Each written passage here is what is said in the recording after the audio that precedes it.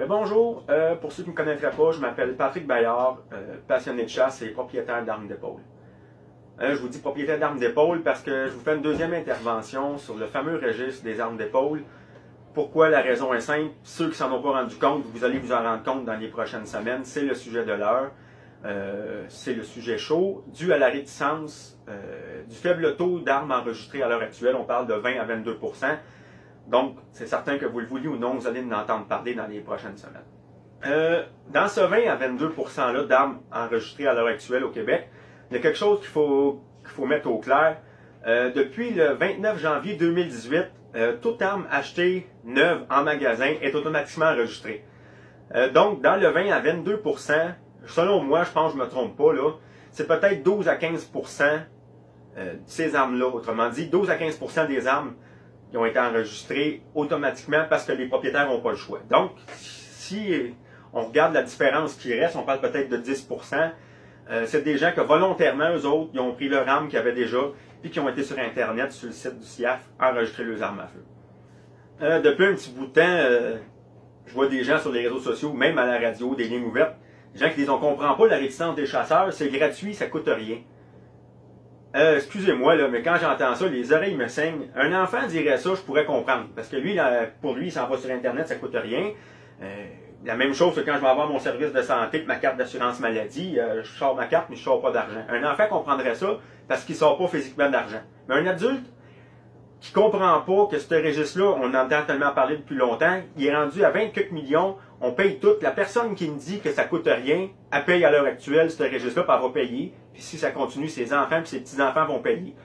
La réticence, ça, n'est pas le fait que ça coûte quelque chose. La preuve, l'ancien registre, on payait, propriétaire d'armes à feu, on payait.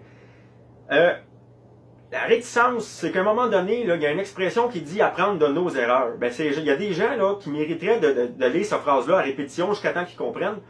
On en a eu un. Poly se souvient, là, ils l'ont gagné à l'époque, le bataille. Ils en ont eu un beau registre à la grandeur du Canada.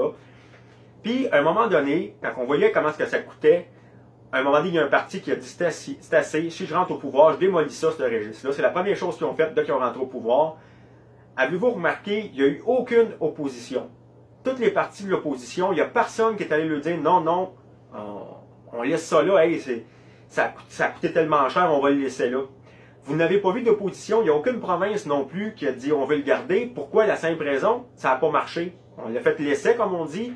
À part d'avoir jeté 2 milliards dans les poubelles, ça n'a absolument rien fait, ça n'a pas sauvé une vie. Parce que dites-vous bien une chose, au prix que ça l'a coûté, il n'y a pas aucun parti qui aurait mis la hache dans quelque chose comme ça s'il aurait été le moindrement efficace. Parce que l'opposition aurait rentré dedans, les provinces auraient rentré dans cette partie-là, puis moi le premier, parce qu'à l'époque, mes armes étaient enregistrées, puis je voyais dans les nouvelles comment ça coûtait. J'aurais jamais voulu qu'ils défassent quelque chose qui était le moindrement efficace quand ça coûtait 2 milliards. Là, vous voyez, des gens se posent la question pourquoi que le registre est là presque depuis un an, puis là, on n'entendait rien, puis là, vous êtes tous, on voit plein de monde qui sont contre le registre tout d'un coup à quelques semaines. La raison est bien simple. Le parti qui a mis le registre en fonction, il n'est plus là. Il n'est plus au pouvoir. C'est les libéraux qui ont été au pouvoir pendant des années, qui ont été, excusez-moi l'expression, qui ont été harcelés par Poly se souvient pour un registre. Mais là, ils ne sont plus là. Ils ne sont plus au pouvoir. C'est la CAQ qui est rentrée majoritaire. Fait que les gens, les Québécois, vous, moi, tous les payeurs d'impôts, payeurs de taxes au Québec, faut lui passer le message, puis j'ai pas besoin de vous le dire que vous le voyez passer présentement. Il y a un paquet de monde qui n'en veulent pas de ce registre-là. Puis la CAQ n'auront pas le choix à un moment donné d'écouter parce que c'est nous autres qui les avons mis au pouvoir, c'est nous autres qui payent le salaire. À un moment donné, ils ne peuvent pas passer à côté de quelque chose que les gens ne veulent pas, puis surtout que ce n'est pas eux autres qui ont instauré. C'est la raison pour laquelle il y a un engouement, il y a un mouvement qui se crée qui est contre ce registre-là. En plus, on pousse encore, on se donne une deuxième chance de faire abolir ça parce que c'est un nouveau parti. Le nouveau parti n'a pas le choix de nous écouter. Moi, personnellement, j'ai envoyé une lettre à ma députée, des députés autour, parce que ma députée est en maladie. J'ai envoyé aussi une lettre à la ministre de la Sécurité publique, Mme Guilbeault. Faut pas se gêner. Ces gens-là, comme je vous dis, c'est nous autres qui payent le salaire, c'est nous autres qui les élus. Moi, j'ai voté pour la CAQ personnellement, je voulais du changement. Il va falloir qu'ils nous écoutent à un moment donné. C'est pas vrai que dans une société comme le Québec, on va faire dépenser des millions, puis des millions, puis des millions à des gens, puis à des prochaines générations pour satisfaire un petit groupe de personnes, parce que c'est ça, des petits groupes de gens qui vivent à Montréal, puis c'est pas parce que j'ai de quoi contre Montréal, là, mais Poly se souvient, sont à Montréal, puis les gens qui militent pour le registre, c'est des gens de leur entourage de Montréal, que malheureusement, ils n'ont aucune connaissance de ce qui se passe avec la chasse, qu'est-ce qui se passe en dehors de Montréal, les propriétaires d'armes d'épaule, qu'est-ce qu'ils font avec ça. Et, malheureusement, à Montréal, il y a une relation malsaine un peu avec les armes à feu. Eux autres, c'est le crime organisé, les gangs de rue, deux gars qui sont tirés au coin de la rue. C'est un peu ça qu'ils vivent comme relation avec les armes à feu. Mais quand on sort de l'île de Montréal et les alentours, c'est une autre réalité. Tout le monde connaît quelqu'un ou un gars une personne de la famille, un beau-frère, un cousin, un confrère de travail qui chasse ou qui fait du tir sportif. Puis c'est pas une phobie, les armes, puis on n'a pas peur de ça. Puis on a tout ce qu'il faut, les propriétaires d'armes à feu. On est accrédité, si on veut, pour avoir les armes à feu. Nos armes, il faut qu'elles soient entreposées, barrées à la maison. Les munitions dans une autre armoire barrée. On a des règles strictes. Mais ces gens-là prennent pas conscience de ça. Puis, il y a un autre côté, il y a certains gens qui habitent Montréal qu'on peut pas blâmer non plus. Ils arrivent de d'autres pays, parce qu'on s'entend que le gros pourcentage d'immigration est à Montréal. Ils arrivent de d'autres pays qui ont vécu des atrocités pires que ce qu'on a déjà vécu au Québec. Qu'il y a des gens qui peuvent pas sortir en pleine rue et c'est dangereux pour leur vie. Fait que quand ils arrivent s'installer ici, qui connaissent rien de la chasse, évidemment, rien de la réalité des propriétaires d'armes d'épaule au Québec, puis qui voient des groupes qui militent pour que ça soit, qui pensent être plus en sécurité s'il y a un registre, ben ces gens-là, ils embarquent là-dedans, parce que c'est ce qu'ils vivent dans leur communauté, c'est ce qu'ils vivent alentour d'eux autres. Mais par contre, le gouvernement, lui, n'a pas à écouter seulement qu'est-ce qui sort de l'île de Montréal. Malheureusement, il a été élu par le Québec, puis il est majoritaire. Il doit écouter les gens qui vivent d'autres choses, une autre réalité que qu'est-ce qui se passe sur l'île de Montréal. Ça, c'est important de passer le message, parce que c'est pas vrai qu'on va faire payer une nation complète pour une petite partie de population qui a peur des armes à feu, puis qui est certaine, même après un gros flop, qui pense encore qu'ils vont être en sécurité avec un registre des armes à feu. Je rouvre une parenthèse, je veux vous partager une information que je me suis rendu compte que beaucoup de gens n'étaient pas au courant. Le Parti libéral à l'époque, la date qu'ils ont décidé de débuter le registre d'armes d'épaule, c'est le 29 janvier 2018. 29 janvier. Le 29 janvier, pour ceux qui ne savaient pas, c'est la date d'anniversaire de la tuerie de la mosquée de Québec. Si vous ne trouvez pas ça comme une insulte, c'est arrogant, voire même dégueulasse. C'est comme si on voudrait relier de façon directe ou indirecte les propriétaires d'armes d'épaule, chasseurs ou tireurs sportifs, relier ça à ce qui s'est passé à la tuerie de la mosquée de Québec, quand on sait très bien que c'est un individu avec certains problèmes qui est rentré dans une mosquée qui a ouvert le feu. Puis là, on vient mettre le registre la même date. Carrément, je trouve ça carrément insultant pour nous autres. Puis, je peux pas croire qu'un premier ministre a fait ça, mais je trouve ça carrément insultant d'avoir mis la date des deux. C'est comme nous relier de façon directe ou indirecte.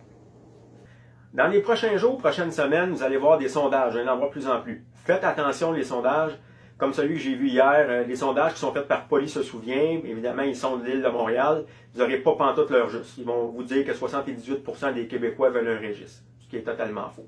Fiez-vous à des sondages qu'on envoie, qui sont faits à grandeur du Québec par des firmes indépendantes, pas par un groupe. Puis, évidemment, les émissions de radio, vous allez avoir des lignes ouvertes, vous allez voir des articles sur Internet, ça va être le sujet de l'heure. Puis, je ne serais pas surpris non plus de voir, tout le monde en parle, nous revenir avec une belle émission, comme qu'ils ont déjà fait il y a 2 ans, avec Mme Provost. Ils vont peut-être ramener Heidi, l'autre qu'on voit souvent qui parle de ce fameux registre-là. Puis, ils vont sûrement joindre le monsieur de la mosquée de Québec pour faire une émission, vu qu'on est réticent à enregistrer nos armes à feu. Puis, probablement, je serais surpris qu'ils prennent quelqu'un de notre gang, parce que la dernière fois, ceux qui l'ont vu, ceux qui l'ont pas vu, allez voir ça sur YouTube, tapez, tout le monde en parle, le registre des armes à feu. J'ai jamais vu une émission de télévision, c'était incroyable de voir ça. On a fait venir M. Morin, qui est le porte-parole de Tous contre un registre. C'est comme si on aurait donné une poignée de roches à chaque autre invité. On va tirer des roches sur M. Morin, on va filmer ça, ça va faire un bon show. C'était à peu près ça. Évidemment, tout le monde en parle, vous le savez comme moi, c'est pas en direct, donc on met les bouts qu'on veut voir. L'animateur de foule a jamais fait applaudir pour M. Morin, c'était seulement quand Mme Provost parlait, puis elle pouvait dire des faussetés grosses comme le bras, on applaudissait. 2 invités qui étaient là, qui ont donné leur opinion, on s'est fié à leur opinion à cause qu'ils ont été dans l'armée ou dans un cadet quand ils étaient jeunes. On a pris ça pour du cash, puis finalement, c'était carrément une insulte, pas nécessairement seulement pour M. Morin, mais pour tous les propriétaires d'armes à feu, d'armes d'épaule, les chasseurs du Québec. C'est tous nous autres qu'on a été insultés ce soir-là. Puis je ne serais pas surpris de revoir un deuxième épisode, si on veut, de cette chose-là. Surveillez ça, je ne serais pas surpris que d'ici le 29, on en voit un autre. Aussi, chose intéressante, à partir de demain, les prochains lundis jusqu'au 29 janvier, il va y avoir le mouvement des dossards orange. J'espère que ça va fonctionner, que ça va faire boule de neige. C'est des gens, propriétaires d'armes à feu ou non, chasseurs ou non, qu'on va avoir un dossard orange. Le dossard, c'est la plus belle emblème du chasseur. Pour seulement s'afficher, montrer qu'on n'en veut pas du registre, on ne veut pas faire payer tous les Québécois, payer encore pour une chose qui ne servira pas, comme je vous ai expliqué. Beaucoup de gens sont contre. Il y a beaucoup de gens qui veulent pas s'afficher contre parce que on sait au Québec, on a beau dire qu'on est une démocratie, puis on a une liberté d'expression supposément, mais quand on l'a dit, puis c'est pas comme l'opinion qu'on voit à la télévision, souvent on se fait regarder de travers, fait qu'on aime mieux pas le dire.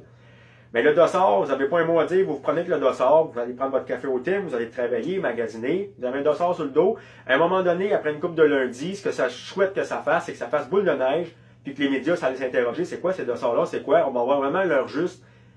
Beaucoup plus comme ça, à un moment donné, à grande échelle, comment est-ce que le monde qui ne veut pas rien savoir de ce fameux registre-là. Surveillez ça, vous allez voir passer ça dans les prochaines semaines. Puis pour terminer, les salons s'en viennent à grands pas. Le premier salon qui s'en vient, c'est le Salon de la Pauvoirie de Québec. Je serais vraiment pas surpris de voir le kiosque du CIAF, le système d'immatriculation des armes à feu, peut-être que je me trompe, mais je pense que c'est ça que ça veut dire, avoir son kiosque pour informer les gens puis faire la propagande, finalement, vu qu'on va approcher du 29. La pire chose à faire, il ne faut vraiment pas vous fassiez ça. Allez surtout pas voir ces gens-là, les insulter, vous vider le cœur, comme on dit. Ces gens-là, ils n'ont rien à voir, c'est des employés, ils sont là, ils ont monté le kiosque, ils vont donner des pamphlets, des renseignements, c'est pas à ces personnes-là qu'il faut que vous allez donner votre opinion, vraiment pas.